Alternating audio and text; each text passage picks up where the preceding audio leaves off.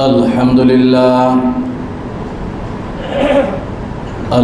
لله نحمده ونستعينه ونستغفره ونعوذ بالله من شرور أنفسنا ومن سيئات أعمالنا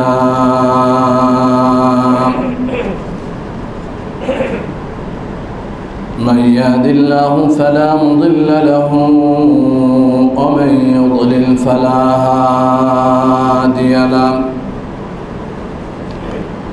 ونشهد أن لا إله إلا الله وحده لا شريك له ونشهد أن سيدنا وحبيبنا ومولانا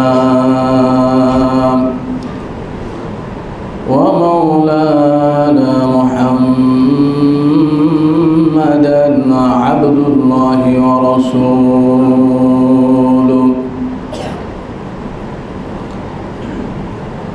الذي أرسله بالحق بشيرا ونذيرا وداعيا إلى الله بإذنه وسراجا منيرا فقد قال الله تعالى في كلامه المجيد وفي فرقانه الحميد أعوذ بالله من الشيطان الرجيم মহান আল্লাহ সুবহানাহু ওয়া তাআলা দরবারে অসংখ্য শুকরিয়া, অগণিত শুকরিয়া যে মহামালিক আমাদেরকে দয়া করে মায়া করে ভালোবেসে সালাতুল জুমআ আদায়ের উদ্দেশ্যে আগে মসজিদে আসার বসার সুযোগ করে দিলেন, তৌফিক এনায়েত করলেন। সে মহান মুনিবের দরবারে হৃদয়ের সবটুকুন ভালোবাসা নিংড়িয়ে অন্তরের অন্তঃস্থল থেকে সাজদা অবনত মস্তকে সকলে শুকরিয়া জ্ঞাপন করি, বলি আলহামদুলিল্লাহ। লক্ষ কোটি অশ্রু ঝরা দুরুদ ও সালাম মানবতার মুক্তির দূত, আলোর দিশারি,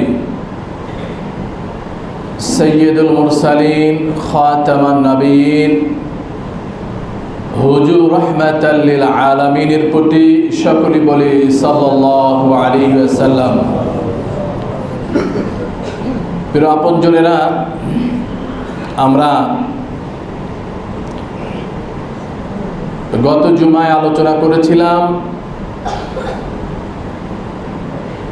ইমানের উপরে অবিচল থাকা, অনড় থাকা, অটুট থাকা, এটা হলো ইমানদারের মূল বৈশিষ্ট্য। শুধু মুখে কথা বললেই সমাপ্ত হয়ে যাবে না যে আমার রব আল্লাহ, এ কথা বললেই তার কাজ শেষ নয়। সুম্মাস্তাকামু, অতঃপর এই কথার উপরে কি থাকতে হবে? অবিচল থাকতে হবে। এই অবিচল থাকার কঠিন থেকে কঠিনতম পরীক্ষা আমার জীবনে, আপনার জীবনে। যদি আপনি বলেন ইমানদার, আমি যদি বলি ইমানদার, তাহলে এই পরীক্ষা আসবে, ঠিক কিনা? যে দাবি করবে ইমানের দাবিতে সত্যবাদী হবে, তার এই ইমানের দাবি সত্য নাকি মিথ্যা, তো আল্লাহ পাক যাচাই করবেন কিসের মাধ্যমে? কঠিন পরীক্ষার মাধ্যমে। আর এই পরীক্ষায় যারা উত্তীর্ণ হতে পারবে তারাই হলো সফল কাম। তো এই পরীক্ষা আল্লাহ পাক যুগে যুগে প্রত্যেক ইমানদার, প্রত্যেক আম্বিয়া আলাইহিস সালাতু ওয়াস সালাম, পয়গম্বর সবাইকে করেছেন। এর মধ্যে অন্যতম হলো কঠিন থেকে কঠিন পরীক্ষা দিয়েছেন আমাদের পিতা, আমাদের নেতা সাইয়েদনা ইব্রাহিম আলাইহিস সালাম। তার 200 বছরের হায়াতে জিন্দিগির পুরাটাই ছিল পরীক্ষার জীবন। তিনি আল্লাহর প্রেমের আগুনে পুড়তে পুড়তে নিজেকে পোড়াতে পোড়াতে পোড়াতে পোড়াতে খাঁটি ইমানদার হিসাবে আল্লাহর কাছে নিজেকে উপস্থাপন করেছেন, ঠিক না? যেহেতু তিনি আমাদের বলেন পিতা, মুসলিম মিল্লাতের পিতা ইব্রাহিম আলাইহিস সালাতু ওয়াস সালাম, এই কথা স্বীকার করতে আপনার কোনো আপত্তি আছে? যদি আপত্তি না থাকে তাহলে একটু চিৎকার করে বলেন তো, ইব্রাহিম আলাইহিস সালাতু ওয়াস সালাম আমাদের কি পিতা? মিল্লাতা আবিকুম ইব্রাহিম হুয়া সাম্মাকুমুল মুসলিমিন।